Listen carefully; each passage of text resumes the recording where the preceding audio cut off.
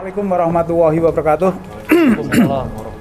Selamat sore dan salam sejahtera bagi kita sekalian, teman-teman media dan rekan-rekan dari Kejaksaan Tinggi Kalimantan Barat. Pada hari ini seperti yang Bapak Ibu saksikan, ada ibu-ibu wartawan ini. Jadi hari ini tim penyidik Kejaksaan Tinggi Kalimantan Barat telah melakukan serangkaian penyidikan. Ya, kita melakukan melakukan penangkapan dan penahanan terhadap tersangka korupsi pada Bank Kalbar atas nama tersangka 1 Sri Rohaini dan M Yusuf.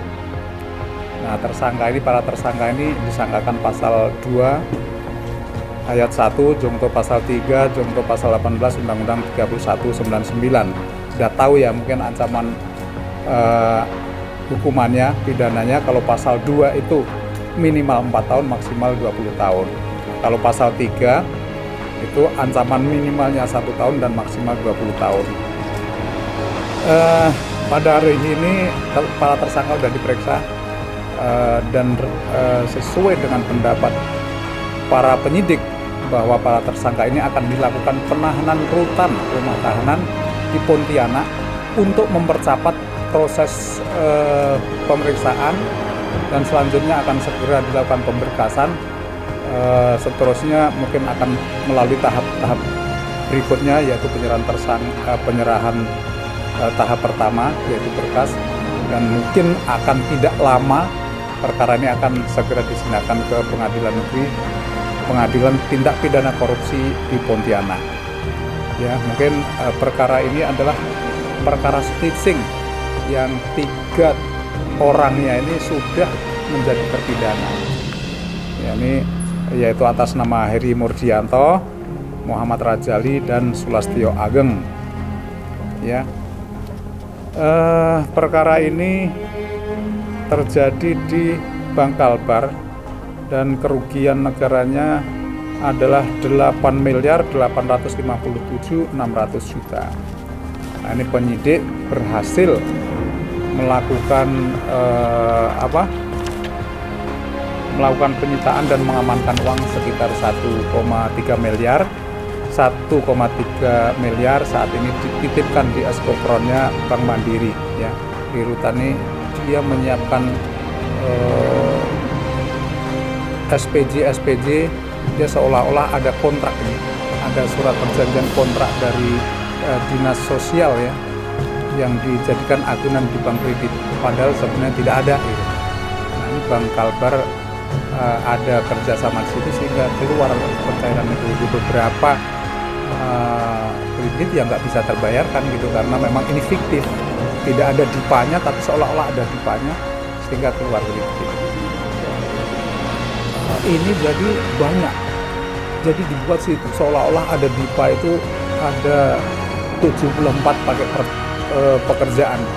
Ini dia ada mengumpulkan 31 perusahaan ini dapat 200 juta, perusahaan ini dapat 180 juta dan lain sebagainya, sehingga semuanya itu 8,8 miliar tadi sebentar itu.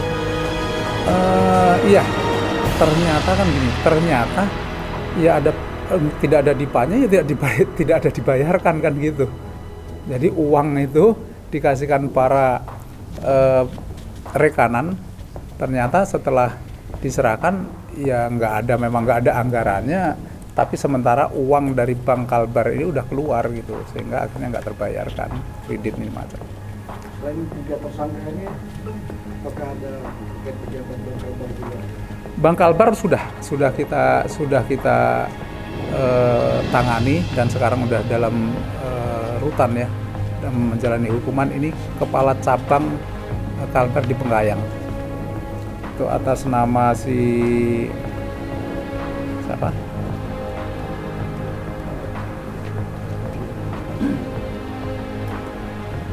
Atas nama M Yusuf dah ya, dan kepala bukan M Yusuf kan ini. Rajali dan dari kasih kreditnya Sulastyo Ageng. Dia dari swasta, dialah yang menyiapkan segala sesuatunya itu.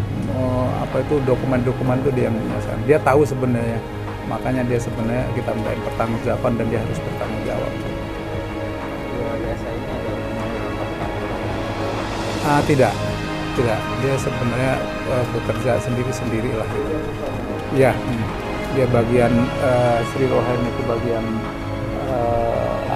swasta, yang dia bagian untuk embung.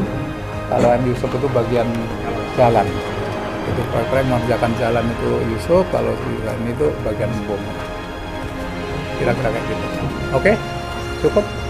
Baik, terima kasih ya teman-teman. Ini sebagai bentuk transparansi penegak hukum dari kita tidak main-main terhadap penanganan masalah korupsi ini. Memang kita bukan hanya fokus terhadap penindakan, tapi kita juga melakukan pencegahan. Tapi penindakan ini pun penting. Bahwa orang yang benar-benar dengan mensrea yang melakukan korupsi harus kita tindak lanjuti. Ini sebagai bentuk komitmen penegak hukum, terutama kejaksaan, terhadap korupsi yang terjadi di Kalimantan Barat. Kita berharap korupsi ini semakin lama semakin hilang, semakin bisa kita tekan dan akhirnya tidak banyak dan atau hilang sama sekali. Terima kasih, selamat sore. Assalamualaikum warahmatullahi wabarakatuh.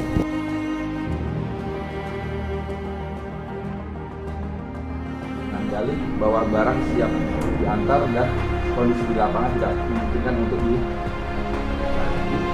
akhirnya sempat ada di waktu itu Melanjutkan dia mengumpulkan beberapa perusahaan, jadi bukan hanya satu perusahaan saja, beberapa perusahaan yang untuk mengerjakan proyek-proyek penunjukan langsung terhadap embung-embung lah. Nah, kalau M Yusuf itu mengumpulkan perusahaan-perusahaan yang mengerjakan jalan. Ya, jadi ini memang dipecah-pecah proyek ini kan sesuai dengan Kepres. Kalau 200 juta ke bawah itu kan cukup PL. Tahu PL nggak? Penunjukan langsung. Nah, penunjukan langsung. Sehingga ya memang gitu. Jadi beberapa perusahaan karena jumlahnya banyak sehingga sampai 74 paket perusahaan. Tapi fiktif Pak ya? Fiktif. Sebenarnya tidak ada. Itu perusahaan juga. Enggak, 31. Mungkin satu perusahaan itu ada yang dapat 2, ada yang dapat 3, ada yang dapat beberapa pekerjaan.